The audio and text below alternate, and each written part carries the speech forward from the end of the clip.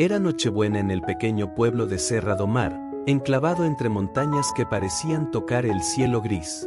La nieve, poco común en la región, había comenzado a caer pesada y silenciosa, como si el cielo estuviera deshaciendo algodón. A las 4 de la tarde, ya parecía de noche. Dentro del autobús interestatal 257, que cubría la ruta São Paulo-Curitiba, un silencio pesado había reemplazado el bullicio inicial del viaje. Los pasajeros miraban ahora con preocupación por las ventanas empañadas, donde el mundo exterior se reducía a un remolino blanco. Al volante, el conductor Ari, un hombre de 50 años con las manos callosas por la vida, apretaba los dedos hasta que los nudillos se ponían blancos. Conocía cada curva de aquella carretera sinuosa como la palma de su mano, pero ese día, el camino había desaparecido. «Señores pasajeros», sonó la voz tensa de Ari por el intercomunicador, «vamos a tener que parar. La nieve está reduciendo la visibilidad a cero. Es demasiado arriesgado continuar». Un murmullo de preocupación recorrió el autobús. Entre los 30 y pocos pasajeros, se entrelazaban historias muy diferentes. Estaba María, una joven madre con su bebé en brazos, Miguel, que volvía con su familia después de meses trabajando lejos. Estaba el viejo Sebastián, de 87 años, que iba a visitar la tumba de su esposa, como hacía cada Navidad. Estaban Lucas y Marina, una pareja de recién casados en luna de miel. Y estaba también Elena, una médica exhausta que volvía de una guardia de 48 horas, cargando con el peso de vidas que no había logrado salvar. El autobús se detuvo en un raro ensanche de la carretera, un precario refugio al borde del abismo. Afuera, el viento aullaba como una fiera.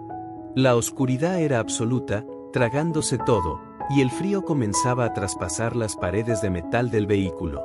Pasaron las horas, marcadas solo por los dientes que castañeteaban de los niños y por la radio del conductor que, entre interferencias, transmitía noticias desoladoras. La carretera estaba cortada, el rescate podría tardar días.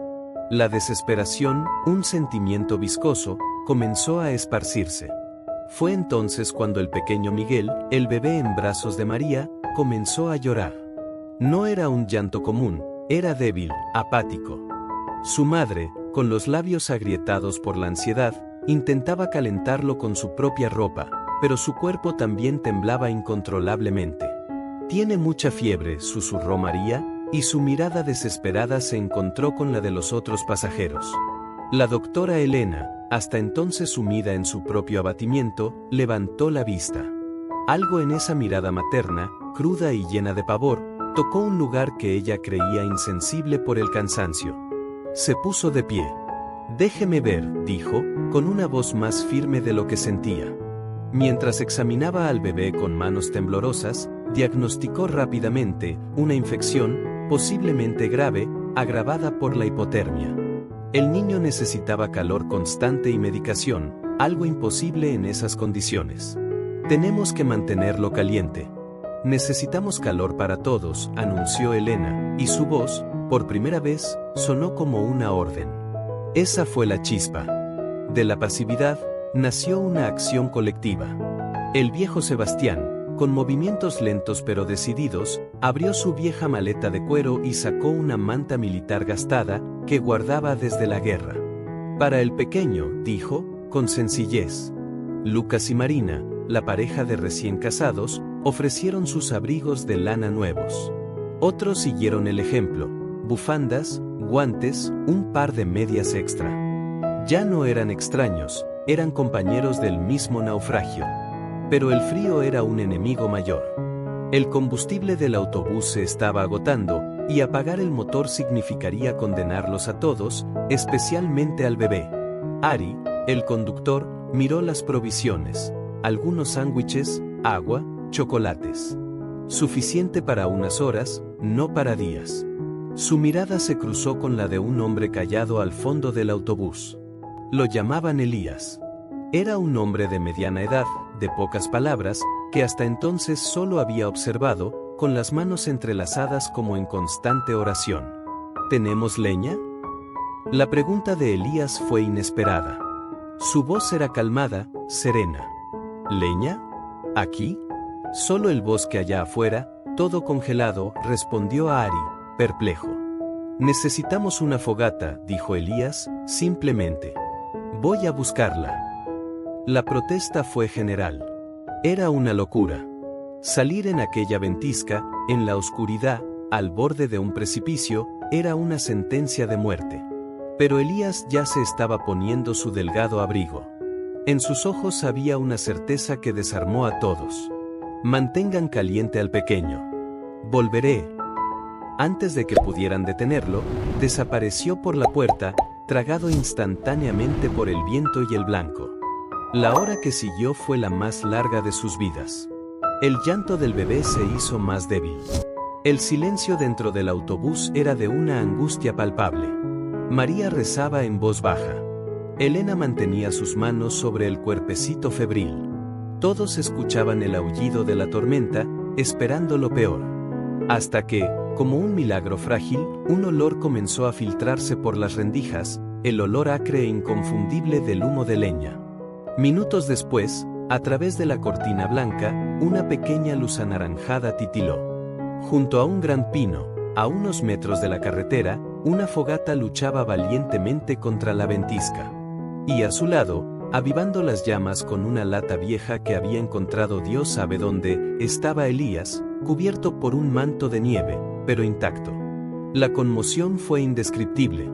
Coordinados por Ari, los grupos se turnaron para ir, uno, a calentarse junto al fuego, volviendo para ceder su lugar al siguiente y transmitir calor al autobús. El bebé Miguel, envuelto en capas de ropa donada, fue el primero. El calor de la fogata, más que físico, era una afirmación de esperanza. Poco a poco, nació un espíritu comunitario. Las provisiones se reunieron y se dividieron meticulosamente por una maestra jubilada llamada Dalva. Un joven estudiante de música, que llevaba una guitarra, comenzó a tocar suavemente. La primera canción fue Noche de Paz. Las voces, al principio vacilantes, se unieron. Cantaban no por tradición, sino por una necesidad visceral de luz.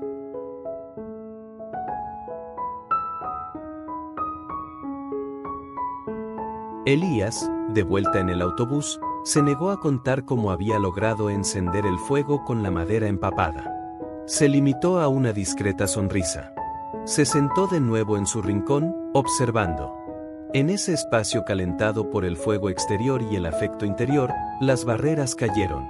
El viejo Sebastián contó sobre su amada Clara, y como la primera Navidad sin ella había sido el peor día de su vida. Marina y Lucas confesaron sus dudas y sueños para el matrimonio. La doctora Elena, con los ojos húmedos, habló de un paciente joven que había perdido, y de la culpa que cargaba.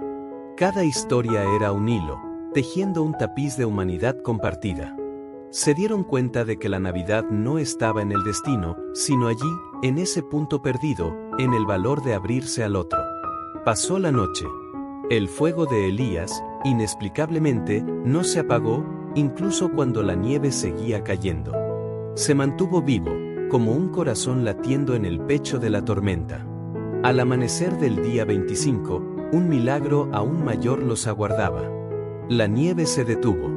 Un sol pálido, pero definitivo, iluminó un mundo transformado en diamante en bruto. Y en la radio, la noticia, un equipo de rescate, alertado por un camionero que había visto, desde lejos, una columna de humo subiendo entre las montañas, estaba a pocos kilómetros de allí. Cuando llegó el camión con cadenas para la nieve, los rescatistas se prepararon para un escenario de desesperación e hipotermia. En cambio, encontraron un grupo de personas cansadas, pero calmadas y organizadas.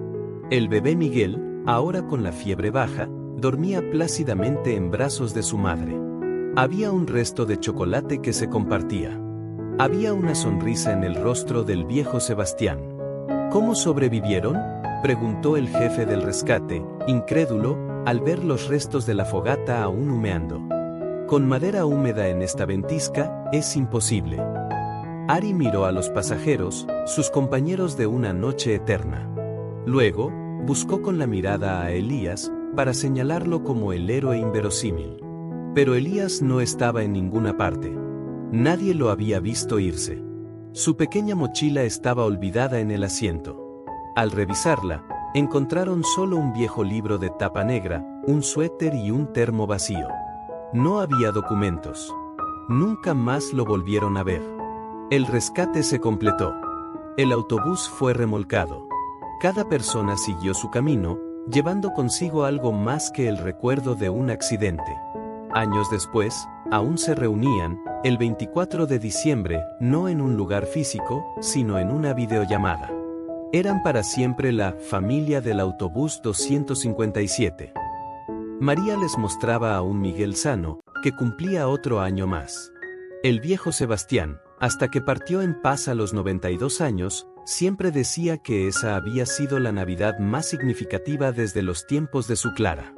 Y sobre Elías, las teorías variaban. ¿Un ángel? ¿Un vagabundo con suerte divina? ¿Un hombre común tocado por una gracia extraordinaria? Nunca lo supieron.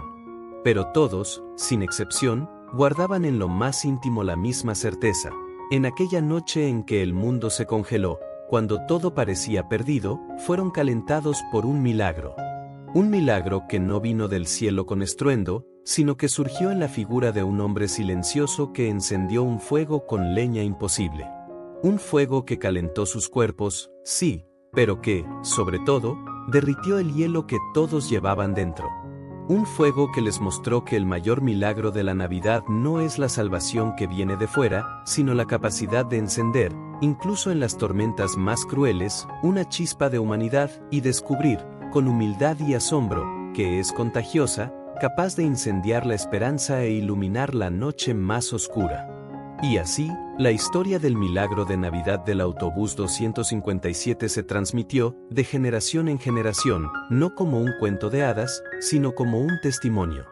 Un testimonio de que, a veces, en los lugares más inhóspitos y en los momentos más desesperanzados, el espíritu de la Navidad se manifiesta de la forma más pura, en la decisión de compartir una manta, en el valor de cantar en la oscuridad, en una mano tendida a un desconocido.